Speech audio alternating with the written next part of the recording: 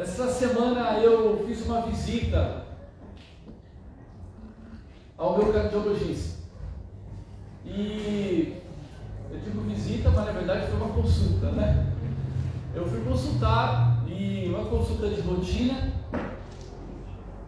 como tantas outras que eu fiz depois do meu infarto, e não tive nenhuma grande novidade ou grande informação, nada muito diferente do que eu já esperava. Levei alguns exames, no caso exames de sangue, e sentamos para conversar um pouco, falar sobre as coisas do coração, literalmente, né? Ou do meio coração, no meu caso, e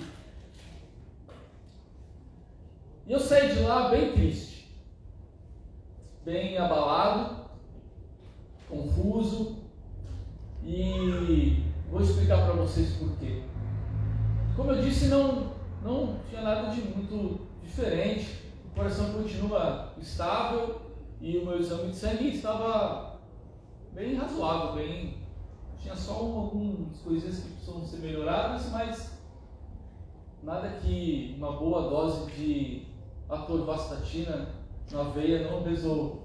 Mas eu carregava comigo uma expectativa, ainda eu acho que era meio inconsciente, a respeito de algumas sequelas que eu carrego no meu físico por conta do infarto. Que sequelas seriam essas, né? Eu estou aqui, vocês estão me olhando aqui, vocês estão falando, pastor, tá, né? Tá super agora, né? Com essa barba de homem rústico e tal. Mas eu tenho sequelas e algumas delas me incomodam bastante. Por exemplo, eu tenho agora um problema de falta de memória. A minha memória já não funciona tão bem. Eu também não consigo organizar muitas minhas ideias. Uma certa confusão. Às vezes não processa como processava antigamente. Ou seja, eu fiquei meio lésbico, né? Isso me incomoda, porque há coisas que antes eu tinha uma memória boa, assim, agora a minha memória já não é tão afiada assim, e eu tenho um pouco mais de dificuldade na leitura, de processar informação, fico um pouco mais devagar. A minha energia, ela logo se vai, então eu também não tenho mais aquela energia que eu tinha, eu canso rápido, às vezes a minha pressão ela some e eu fico meio lesado. Tem dias que eu acordo e eu não gostaria de acordar, porque minha pressão parece que não acordou, só eu que acordei. Então, aquele dia que parece que não vou conseguir produzir as coisas, né, como eu gostaria. Enfim, algumas coisas que eu tenho lidado com isso depois do infarto, e eu tinha uma expectativa, eu creio que inconsciente, de que essas coisas elas fossem melhorar com o tempo, ou então de que fosse efeito do remédio, porque eu tomo muito remédio, né? Inclusive aqui ela comprou para mim um organizador de remédio. Linda, né, sua esposa? Ela veio da farmácia. Olha ali que eu comprei para você. Nossa, que legal, né? Foi uma bênção, porque se não fosse isso, provavelmente eu ia estar tomando os remédios tudo errado. Então, segunda-feira, amanhã, de manhã, eu vou tomar meu café, vou sentar, vou abrir meu estojo, vou botar minha caixa de remédio e vou começar a organizar os meus remedinhos para a semana. Eu achava que talvez essas sequelas fossem consequência dos remédios. À medida que eu fosse diminuindo os remédios, essas coisas também iriam diminuir. Mas, conversando com o médico, ficou muito claro, eu concluí que, na verdade, essas coisas elas são a minha nova realidade. Elas não têm a ver com os remédios que eu tomo, e tampouco elas vão melhorar com o tempo. O que aconteceu é que o meu coração ele sofreu severos danos, e então ele já não, né, tem a força que tinha, então a oxigenação no cérebro já não é mais a mesma, porque o pulso não é meio o mesmo, então, né, essa questão do cansaço é uma nova realidade. Mas o que aconteceu foi que, sabe quando cai a ficha? Vocês já caíram a ficha alguma vez? Vocês, às vezes cai a ficha, né? Pô, caiu a ficha. Então não é nada novo assim, né? Faz um ano já do infarto, até que, né, começando em casa. Ela falou, pô, né, mas não tem nada de novo. Realmente não tinha nada de novo. O que foi o novo para mim foi que eu tinha uma expectativa inconsciente e eu me dei conta de que a minha realidade é essa, né? E então foi difícil, sim. Eu fiquei triste, fiquei abatido, cheguei em casa e peguei o cachorro, fui andar e conversar com Deus, né? Processar essas coisas. E assim é a vida, não é, pessoal? Né? Sim, vocês estão comigo aí? Sim. Assim é a vida, né? A vida ela é cheia de adversidades. A nossa vida é assim. De repente elas aparecem, né? Elas de repente batem a nossa porta e nós precisamos entender essas coisas e precisamos dar uma resposta para essas coisas. Eu me dei conta que quando eu estava pensando nessas questões na minha alma, sobre esta minha realidade que agora se apresentava de uma maneira mais talvez definitiva, né? E eu não estou aqui eliminando Deus dessa história e dizendo Deus não pode mudar essa situação, porque Deus pode todas as coisas, amém, querido? Amém. Deus ele é maravilhoso, ele é todo poderoso, ele pode lhe dar um novo coração, se assim ele quiser e desejar. Mas quando eu comecei a pensar a respeito disso, ficou claro para mim que eu tinha dois caminhos ali. Ou eu me colocava diante dessa realidade e me sujeitava a essa realidade, ou então eu escolheria depender de Deus nessa adversidade. Sabe, ficou muito claro para mim assim, não era como você entrasse no shopping e fosse comprar um tênis e olhasse uma parede com 400 tipos de tênis diferentes. Para mim ficou muito claro, eu só tinha duas opções. Era ou eu deixava essa situação me subjugar, ou então eu iria dizer, Deus, eu dependo do Senhor.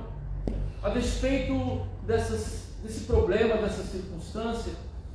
E eu creio que assim é a nossa vida e assim é sempre que a gente se depara com problemas. Nós temos que dar uma resposta para essas situações. Que significado eu vou dar para essa realidade? Que leitura eu vou fazer do que eu estou vivendo? Ou como eu vou me posicionar diante de algo que está além do meu alcance? Que respostas eu vou dar para essa situação? Eu creio que a vida ela nos cobra um posicionamento diante das circunstâncias, seja elas quais forem. E pensando a respeito disso, eu estou falando de coisas que eu pensei no meu coração. Eu olhei para aquilo tudo e eu falei, Senhor, essa adversidade ela pode me levar para longe de Ti, ou ela pode me levar para mais perto de Ti, né? E eu quero dizer, queridos, que a adversidade é uma oportunidade incrível que nós temos ou podemos ter de depender totalmente de Deus. Amém? Então, irmão, a adversidade pode ser uma bênção na tua vida. Uma vez que você depende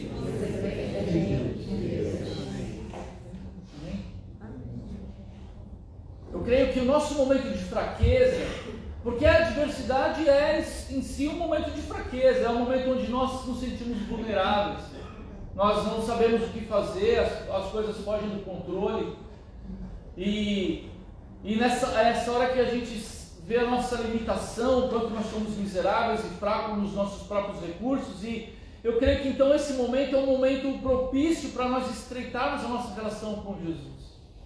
Então, de certa forma, a adversidade ela pode ser uma grande aliada nossa. A adversidade pode ser um caminho para nós estreitarmos ainda mais a nossa relação com Cristo. É lógico que ninguém acorda na segunda-feira e diz: Senhor, me manda aí alguma adversidade, né? Alguém já orou assim?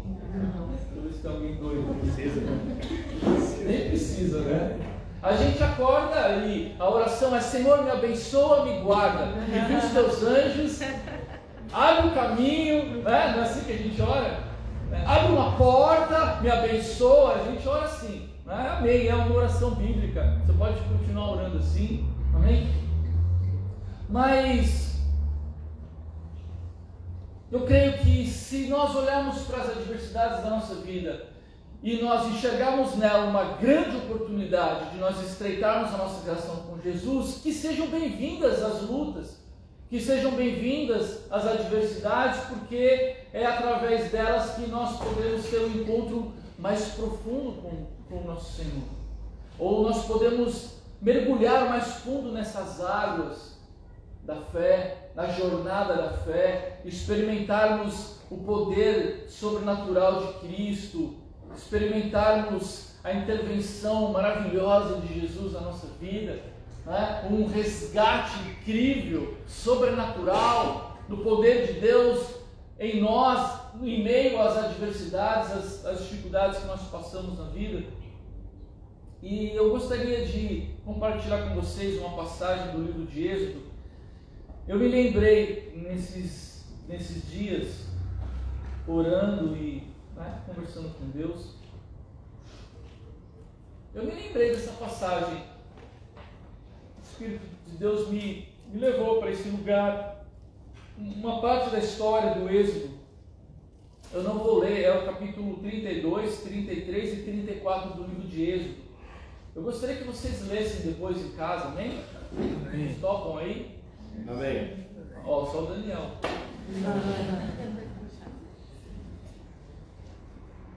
Foi um amém tão forte que valeu por toda a comunidade. Glória a Deus, irmão. Juntos somos mais fortes. Então leia depois em casa, vou fazer um breve resumo e vou contextualizar para vocês entenderem o contexto. Depois eu quero trazer algumas situações falando sobre adversidade versus dependência de Deus. Moisés, vocês conhecem a história de Moisés. Moisés foi levantado por Deus, ele tirou o povo, né, ali do Egito, da escravidão do Egito. Eles estavam migrando pelo deserto e Deus pede para Moisés subir no Monte Sinai. Então Moisés deixa o povo ali no acampamento e Josué vai com ele, e Josué fica ali no meio do caminho, né, porque lá em cima a montanha fumegava, a glória de Deus estava lá em cima, e Josué falou assim: eu vou dar um tempinho aqui, né, sobe lá você, troca uma ideia do Todo-Poderoso. E Moisés subiu e ele ficou ali um tempo, né? Ficou um período longo ali em cima da montanha, e eu fico imaginando Moisés, né? A gente pode imaginar, né, galera? Moisés ali no meio da glória de Deus, né? Que papo louco ele devia estar tendo com o Todo-Poderoso ali, né? E ele estava ali, um tempo ele ficou ali na presença de Deus, e de repente, num momento, no capítulo 32, eu vou resumir para vocês, Deus chega para Moisés e fala: Moisés, corre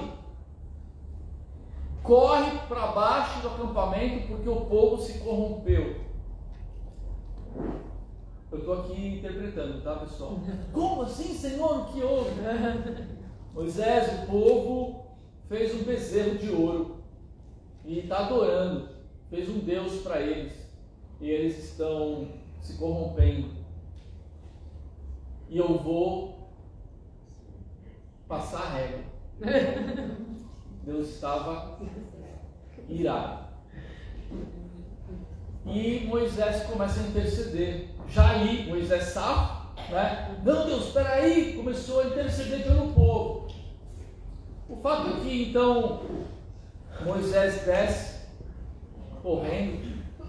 Não sei se está correndo, eu estou falando eu aqui, né? Ele desceu o Monte Sinai, encontrou com Josué no caminho, e eles estavam chegando no acampamento, e a Bíblia diz que eles estavam ouvindo música. Ele falou, poxa, o que é isso, Josué? Música, né? Está tendo música na rádio. Quando ele chegou lá, ele viu o povo adorando aquele bezerro de ouro feito com o ouro das joias que os israelitas saíram do Egito com as joias, né?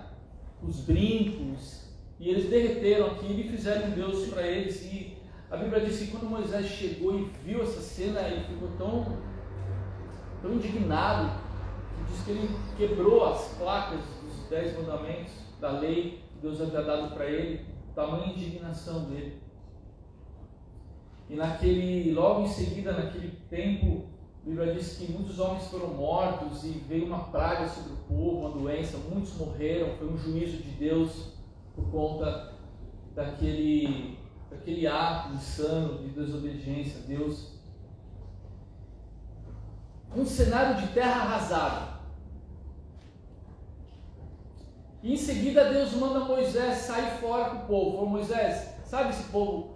Depois você lê lá, olha que interessante. Deus fala assim para Moisés, pega esse povo que você tirou lá do Egito.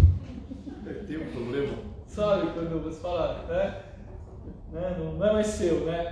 Pega esse povo que você tirou do Egito e vai, e sai daqui do Monte Sinai e vai para a terra que eu vou dar para vocês. Eu prometi para Abraão, para Isaac, para Jacó que eu daria para eles uma terra, e eu vou cumprir o que eu falei, eu vou cumprir minha promessa, eu vou dar vitória para vocês, vocês vão entrar na terra, mas eu não vou com vocês. Eu vou mandar um anjo. Então, o cenário já era difícil, porque o povo havia se revoltado, já havia ali um juízo de Deus sobre o povo, a terra estava arrasada, ainda Deus fala, vai embora com esse povo, e ainda diz que não ia junto. Pensa numa diversidade aí, irmãos.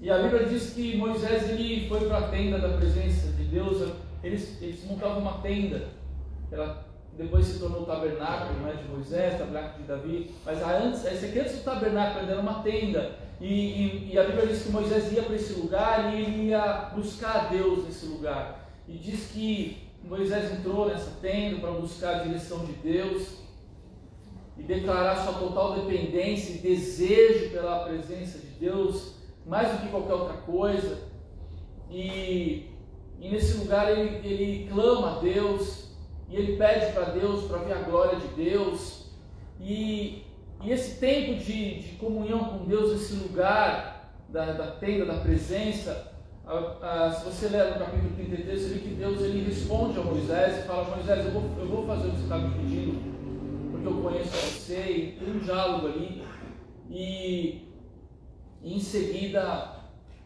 no capítulo 34, você vai ver Moisés, Deus pede para Moisés pegar mais 2 placas, voltar para o Monte Sinai com 2 placas, e Moisés pede para Deus que eu quero ver sua glória, e Deus fala, tá bom, eu vou te mostrar a minha glória, ou uma parte dela, né? E a Bíblia diz que Deus põe Moisés numa fenda de uma rocha, e passa por essa fenda, e coloca a mão sobre a fenda, e ele passa e mostra as costas dele para Moisés, né? Uma parte, ele falou assim, homem nenhum verá minha glória e vai permanecer vivo.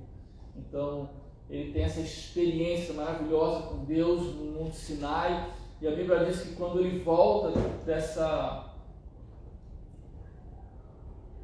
desse rolê, dessa viagem, ele volta para o acampamento, a Bíblia diz que tamanha a glória de Deus que o rosto de Moisés brilhava, e ele colocava um véu sobre o rosto dele, porque o rosto dele estava iluminado pela glória de Deus. Eu contei essa história para vocês porque eu acho que ela ilustra bastante a adversidade e a dependência de Deus. Nós vemos no capítulo 32 Moisés de boa na lagoa, né? Então a gente brinca aqui, só que o marido na lagoa, né? A gente era de boa na lagoa, estava ali tranquilo, Moisés estava ali na presença de Deus. Não dá para imaginar o que é isso, mas devia ser algo extremamente maravilhoso, né? Então, estava dando tudo certo para Moisés.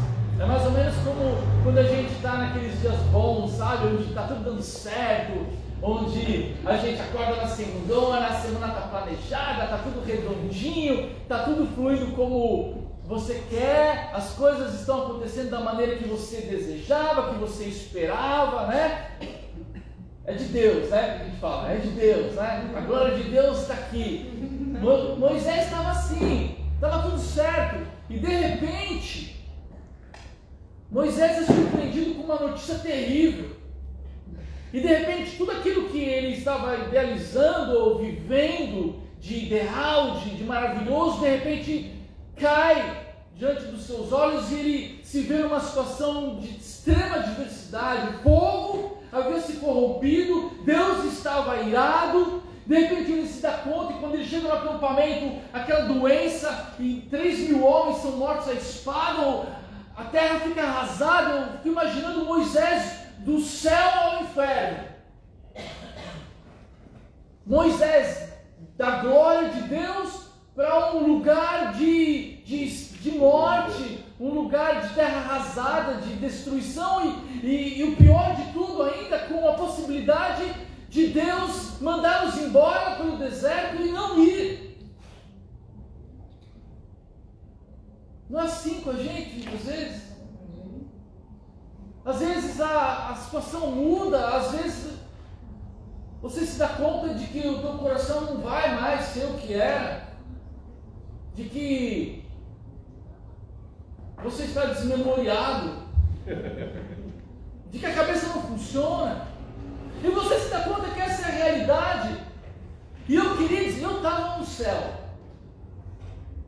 sábado, dia 17 de julho de 2021, um sábado lindo de sol, inverno, aquele dia de inverno lindo, sabe? Esses dias que nós tivemos, friozinho, mas aquele sol lindo. Eu peguei minha prancha, dei um beijo na minha nega, né? Ele falou, vou pegar onda.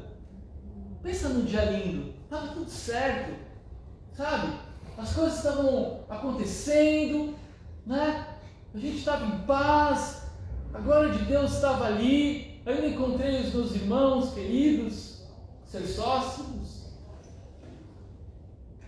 e fomos pegar onda. Um sábado lindo, um sol maravilhoso, um dia perfeito, não tinha nada fora do lugar. Passeamos, pegamos uma trilha linda, entramos no mar, né, Adri? Um mar gostoso, altas ondas, dia perfeito.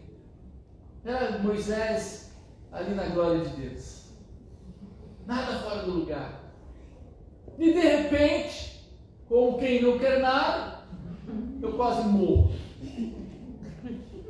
Do céu para o inferno. É assim a vida, não é, pessoal? Que resposta nós vamos dar para isso? De repente eu estou lá, tipo, até a cabeça processar, porque era tanta glória, né? O dia era tão bonito, tão gostoso. O que é esse negócio? De onde veio? E eu me vi sentado, saindo do mar, sentei na areia, quase morrendo. Literalmente, né?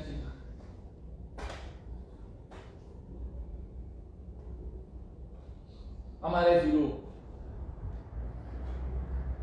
As coisas começaram a fugir do controle. A adversidade chegou e eu vejo Moisés assim. Caramba, o que eu faço agora? Eu quero ler com vocês o capítulo 33, verso 15 e 16. Um trechinho, um breve trecho do que Moisés falou para Deus quando ele estava ali na tenda da presença, conversando com Deus sobre, e estava tentando entender o que estava acontecendo, conversando com Deus, e Deus havia acabado de dizer para ele que ele não ia mais com o povo. ele disse: Moisés, vai, eu vou mandar um anjo. Eu não vou, porque se eu estiver apenas um instante com esse povo, eu vou destruir esse povo, porque ele é teimoso. E aí Moisés respondeu para Deus, versículo 15: se não fores com o teu povo, não nos faça sair desse lugar.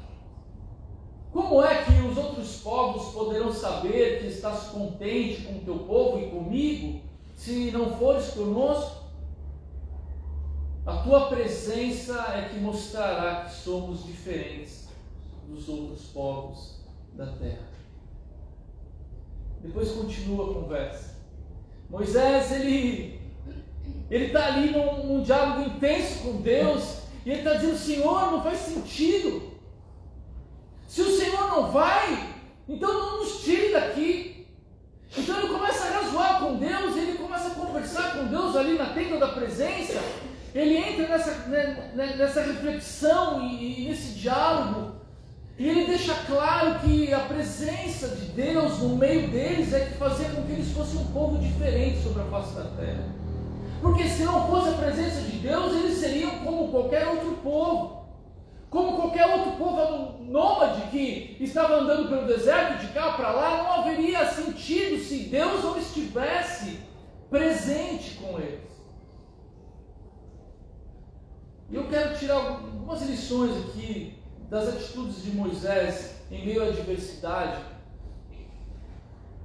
com relação a atitudes que podem nos levar a um lugar de dependência. A primeira coisa que Moisés fez quando a adversidade chegou e se instalou foi entrar na tenda da presença de Deus. Fala para o teu irmão assim: o melhor lugar para você entrar quando a adversidade chegar é na presença de Deus. Amém?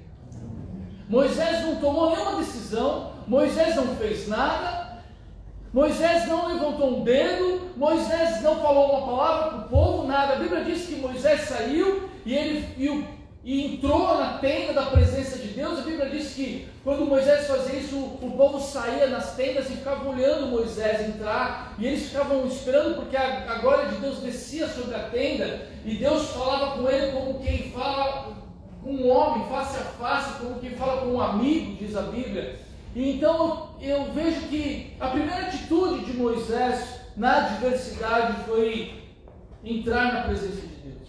Moisés, ele escolheu estar com Deus no momento da adversidade. Essa tenda representa para nós o nosso lugar de encontro com Deus.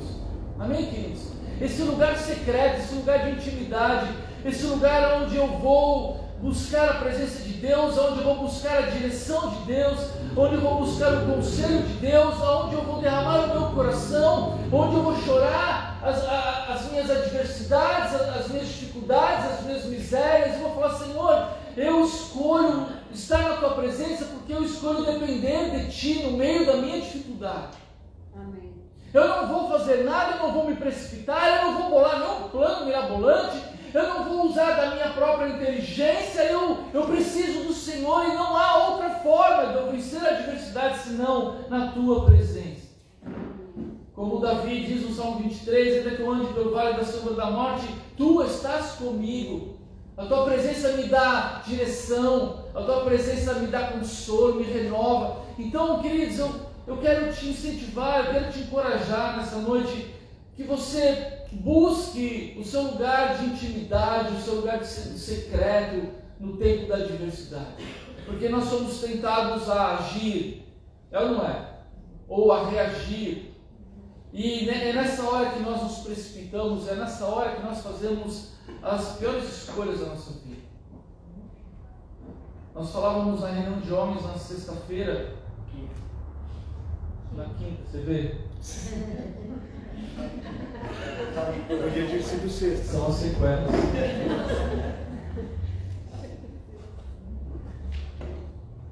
Nunca tome uma decisão importante quando você estiver cansado. Nós conversamos sobre isso com os homens.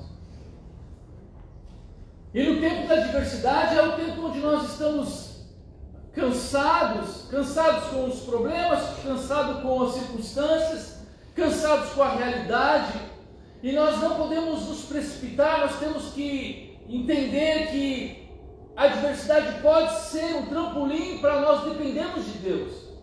Então nós escolhemos depender dele. Depender de Deus significa estar na presença dele e ouvir a sua voz, ouvir o seu conselho, para que então a gente possa, aí então, não andar segundo o nosso entendimento, mas andar segundo o conselho de Deus, de forma segura, sobre a orientação de Deus na nossa vida. E a Bíblia diz que Moisés, quando ele entra nessa tenda, ele tem ali uma atitude de adorador. É muito louco. Fala para ele assim, Moisés. É muito louco.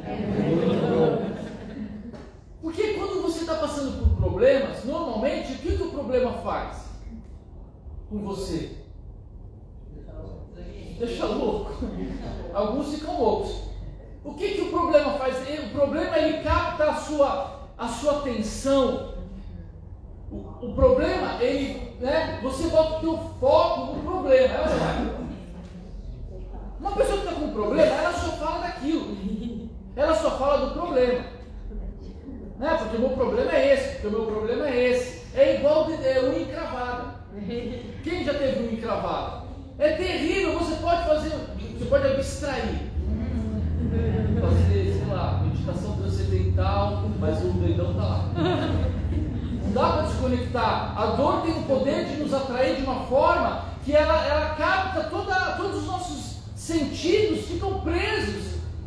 E Moisés estava numa situação terrível, porque ele estava diante de um povo que era desobediente, um povo que era muito louco, teimoso, com mentalidade de escravo, tinha que liderar eram milhares de pessoas.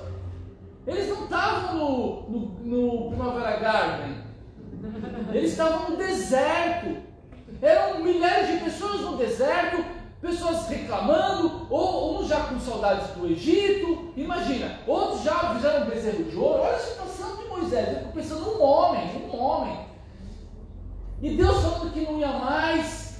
E sabe qual era a preocupação de Moisés? Senhor, eu quero ver tua glória. Amém. Por que você é muito louco? Moisés, ele queria ver a glória de Deus, ele queria ver a face de Deus. Ele entendeu, em algum momento do processo, Moisés entendeu que a dependência que ele tinha de Deus era o mais importante. Não importava o problema, não importavam as circunstâncias, não importava o tamanho dos desafios pelos quais ele estava passando, ele sabia que o mais importante era a glória de Deus. E ele entrou ali naquela tenda, e Deus disse para ele: Moisés, eu vou fazer o que você quer, e eu vou dar terra para vocês, fica tranquilo, eu vou mandar o anjo, ele não falou qual era o anjo, mas eu vou mandar um anjão, sei lá, o anjo mor, eu vou mandar o Gabriel, o Miguel, o Juvenal, todos eles. Eu vou mandar uns anjos massa, vai tranquilo, eu vou dar vitória para você. Deus, ele declarou que ia dar a vitória. O que você quer quando você tem uma adversidade? É vitória. A gente olha para a vitória, a gente faz a campanha da vitória, a gente faz o jejum da vitória, a gente faz o que tiver que fazer para Deus nos dar a vitória. Por quê? Porque o foco é o quê? A vitória. A presença. O foco é o problema. Então você quer a vitória, né, Tiago? O foco é o problema. Você quer resolver esse negócio, você quer. Deus, me dá um coração novo. Se Deus falasse para mim: fica tranquilo, Sérgio, eu vou mandar um anjo e você vai ter um coração novo, eu ia dar glórias, eu me sinto satisfeito. Obrigado, Senhor, eu tenho um novo coração. Tenho um novo coração. Vai cantar a musiquinha. Sabe o que Moisés falou? Se o Senhor Senhor não for,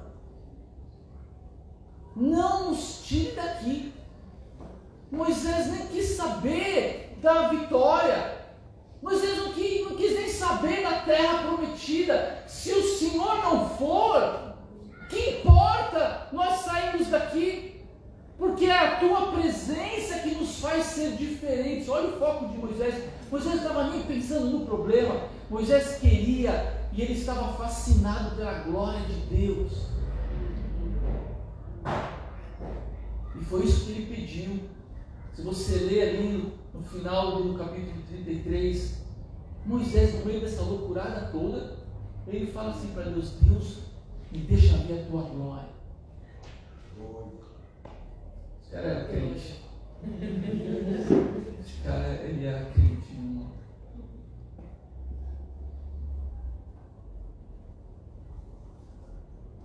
Eu creio que a diversidade, queridos, ela pode ser um momento maravilhoso na nossa vida, desde que o nosso foco não seja os problemas, o nosso foco seja a glória de Deus.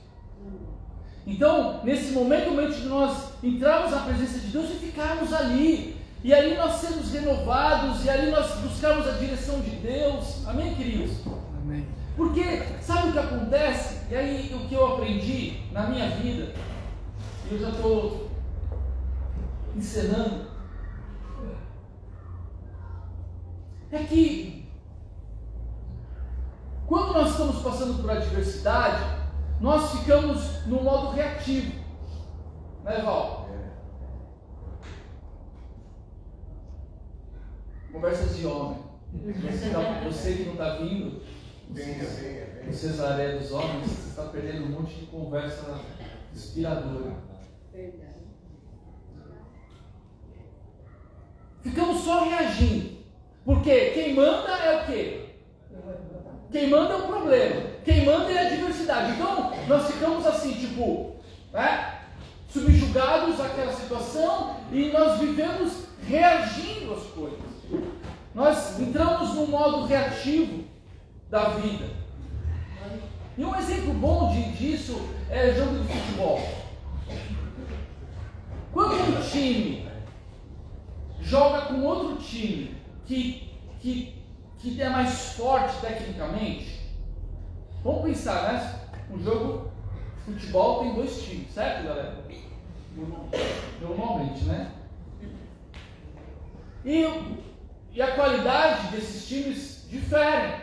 Então, quando um time mais fraquinho vai enfrentar um time tecnicamente muito mais forte, o que esse time mais fraco faz? Joga na retranca, joga na defesa, é ou não é? Porque eles pensam assim, 11 contra 11, então nisso nós somos iguais, certo? Então nós vamos ficar aqui esperando. Então começa o jogo, os caras ficam ali, meu, tipo, esperando ver o que o adversário vai fazer. Então quem propõe o jogo é o adversário, porque o adversário é mais forte, então você fica na retranca. Então, se dependendo do que eles fizerem, a gente faz. Então eles ficam jogando assim, né? É o famoso jogar na defesa, jogar na retranca. E é justamente o que acontece na nossa vida.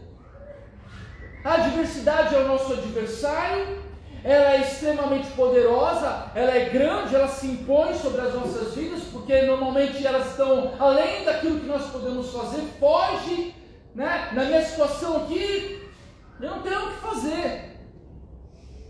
E aí, esse ano que passou, eu falei de manhã, eu confesso a vocês, eu joguei na retranca.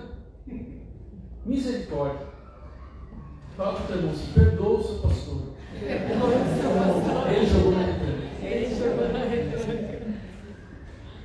Inconscientemente, eu estava esperando que essas sequelas, elas fossem serem resolvidas no decorrer do período, dos 90 minutos do jogo, só que eu me dei conta que, na verdade, essa é a minha realidade. Então, inconscientemente, eu fiquei na retranca, eu fiquei esperando. Dependendo, se eu acordar bem, né? Se a minha pressão ajudar, se a minha memória... Então eu não fiquei ali meio que reativo, reagindo às situações, reagindo às circunstâncias. Então nós nos tornamos refém e ficamos na retranca. Fala para o irmão, quem joga na retranca? Não faz gol. Normalmente quem joga na defesa só toma gol e perde o jogo. Então a vida vai passando e nós vamos ficando no modo reativo. Só que Deus não nos chamou para viver no reativo. Amém, queridos? Creio no que eu vou te falar. Moisés, ele entendeu o problema que ele tinha. E o problema que ele tinha era tão grande que ele entendeu que só um Deus muito grande poderia resolver o problema dele. Em vez de ele ficar na retranca, o que ele fez?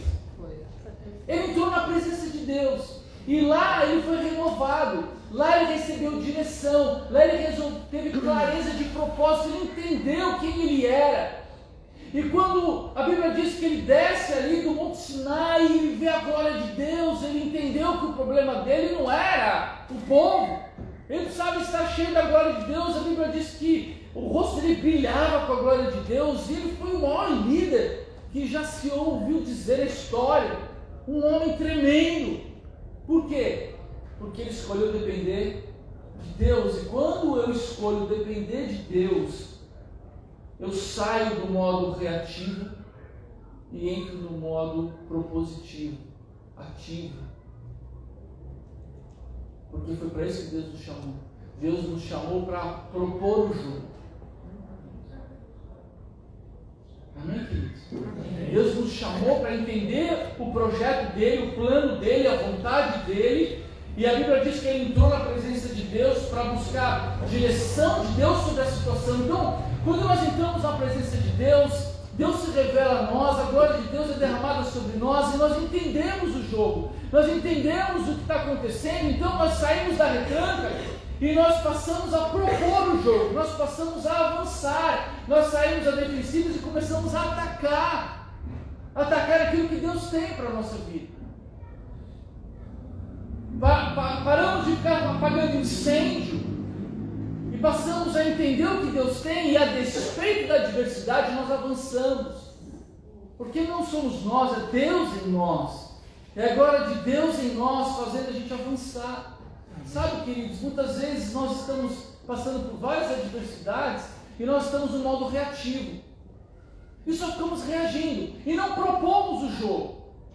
Eu não sei quais são as suas adversidades. Eu falei para Deus, eu tenho orado, eu falei: Deus, eu saí do modo reativo. Eu entendi, esse é o coração que eu tenho, eu entendi que era para estar morto e eu estou vivo. Então, se o Senhor me manteve vivo e me manteve desse jeitinho assim que eu estou, amém. Eu não tenho que ficar refém disso, eu não posso ficar refém dessa circunstância e reagindo a isso o tempo todo, como se eu fosse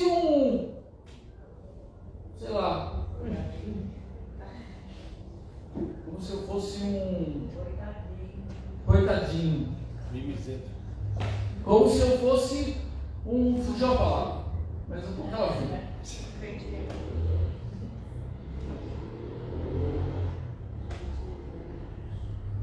Porque eu tenho um Deus poderoso,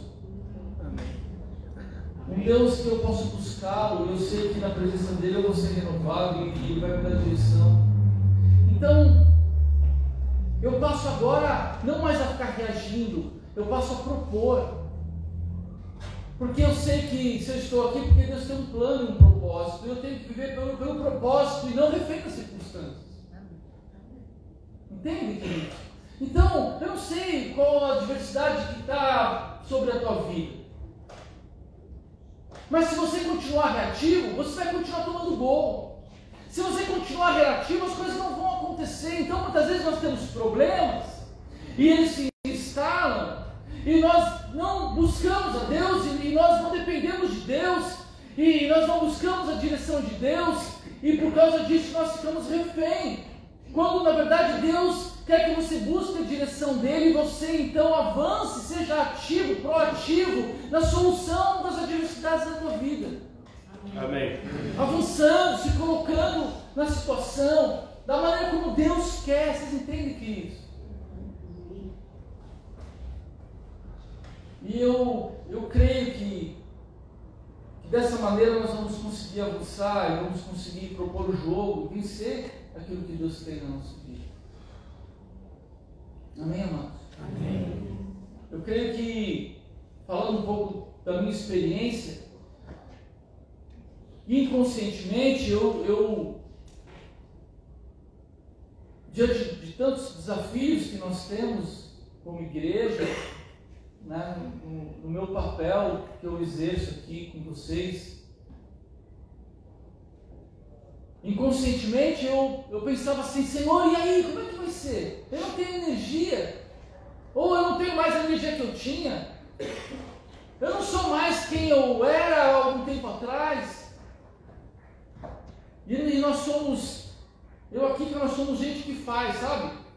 A gente que pega e faz as coisas, a gente não fica, eu vejo uma coisa, vou lá e faço, sabe? A gente é ativo nessas coisas, é proativo em tudo. Então, e quando a gente começou esse negócio aqui, essa igreja maravilhosa, bendita, essa família linda, a gente tomou iniciativa, a gente batalhou. E eu conversava com Deus e falava: Deus, e aí? Sabe o que Deus falou para mim, queridos? Eu não preciso mais de um casal forte. Eu preciso de uma igreja forte. Amém. Amém. E eu fiquei pensando, buscando um significado, sabe? Um propósito para tudo isso. Isso tem me ensinado muito. Porque se Deus usou a nós para que isso nascesse, o que Ele vai fazer daqui para frente não depende mais da gente, depende de todos vocês. Então, tudo bem que eu tomei o coração, porque tem o coração de vocês. Amém. Isso é libertador. Porque aquilo que eu carregava inconscientemente, eu comecei a pensar e Deus falou: querido, descansa em mim, dependa de mim, porque não é mais um casal forte que eu preciso. Eu preciso de um povo forte. Amém. Eu preciso de uma comunidade forte. Eu não preciso de um homem forte, eu preciso de homens fortes. Amém. Eu não preciso de uma mulher forte, eu preciso de mulheres fortes. Gente que se propõe. Gente que sai do reativo e passa a ser protagonista, propõe o jogo, joga o jogo debaixo da direção de Deus, da revelação de Deus, da glória de Deus. Amém, queridos? Amém. Eu estou avisando para vocês que eu estou saindo do modo reativo. Amém. Amém. Amém? Amém. E ficou mais feliz que isso foi a minha mulher. Amém. Porque ela é propositiva. E eu confesso que esse tempo, amém também, Deus fez coisas maravilhosas aqui nesse ano. Tem feito coisas maravilhosas. Mas foi algo para mim, como aprendizado, para a minha vida. E eu creio que muito mais Deus tem para fazer nesse lugar. Amém? Amém. Mas o que Ele vai fazer no lugar de dependência dEle. Eu queria te convidar essa noite, te estimular, te encorajar a você depender dele na tua adversidade. Eu não sei pelo que você tem passado, eu não sei quais são as suas lutas, as suas angústias. Eu não sei o que tem tirado o teu sono.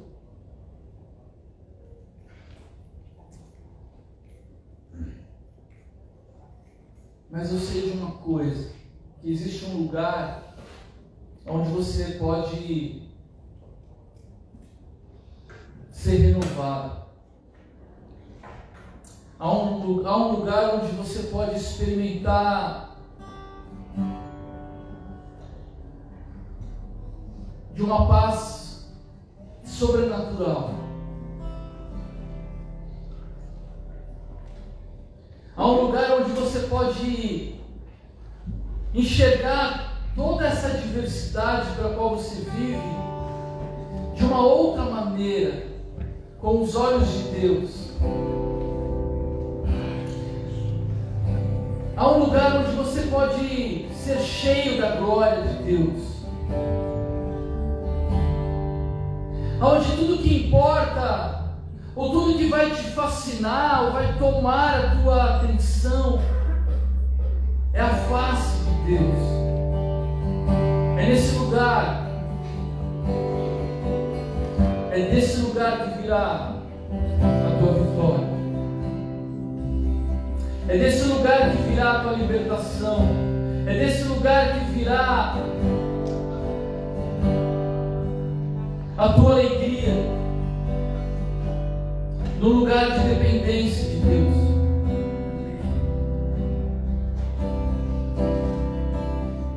Meu irmão, vá para esse lugar agora, nesse momento. Vai para o teu lugar de intimidade. O Espírito Santo de Deus habita a tua vida. Mergulha nesse lugar de intimidade. Conversa com o Senhor agora. Faz como Moisés. Diz para ele o que de fato importa para você. Diz o quanto você deseja ver a glória dele em meio a essas adversidades. E quando você deseja estar na presença dele, mesmo em meio às suas lutas.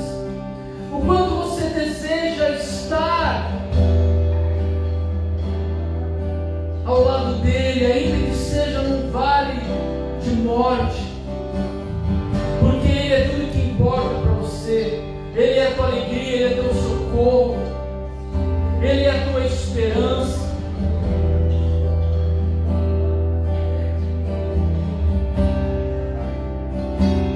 Senhor amado, eu oro por nós, eu oro por nossa comunidade, eu oro pela minha vida, pela minha casa, pela vida dos meus irmãos, por cada família aqui representada, por aqueles que estão na live também assistindo. Senhor, Pai, eu peço a Deus que a tua presença ela enche as nossas vidas. Deus, eu oro para assim como Moisés, ele subiu daquele monte e ali, ele, fascinado, ele contemplou a tua glória. Senhor, eu oro, Deus, para que da mesma maneira nós também sejamos fascinados nessa noite, possamos olhar a tua glória e a partir dessa visão de glória, Pai, nós possamos sair dessa retranca da nossa vida, Senhor. Sairmos da defensiva e nos posicionarmos, Senhor, no centro da tua vontade e avançarmos aquilo que o Senhor tem para a nossa vida, ainda que a diversidade seja grande, não importa, tu és maior do que os nossos problemas, Senhor. Em ti nós somos mais do que vencedores, porque quando somos fracos, aí então somos fortes, diz a tua palavra, Senhor. Então, ainda que seja na nossa fraqueza, ainda que seja no clamor da nossa alma, Pai, nós nos levantamos nessa noite, nós declaramos que não haverá circunstância que vai nos parar, não haverá diversidade